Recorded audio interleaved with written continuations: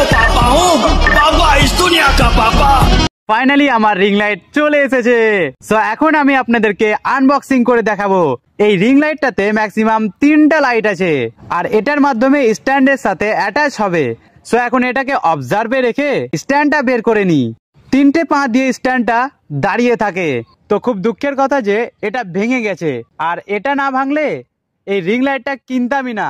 তো এটা অ্যাটাচ হয় না, তাই জন্য আমি এটাকে চুজ করেছি এবং তার সাথে যেহেতু রিং লাইট আছে সেই জন্য আরও এটাকে স্পেশাল ভাবে নিচ্ছি। जो चला गया सो चला गया। এই স্ট্যান্ডটা 7 ফুট লম্বা। তো এখন আমি এই স্ট্যান্ডের সাথে রিং লাইটটা অ্যাটাচ করছি। তো দেখতেই পাচ্ছেন এটার সাথে আমি নিজেকে মেজার করছি।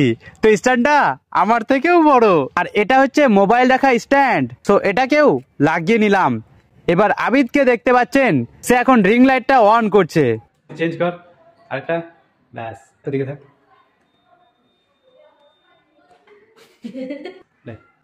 চেঞ্জ, ব্যাস কিছু বল। হে গাইস, তো দেখতে পাচ্ছেন এটা আমাদের রিং লাইট, আমরা ভিডিও বানানোর জন্য কিনে নিলাম। তো ভালো লাগলে লাইক করতে ভুলবেন না।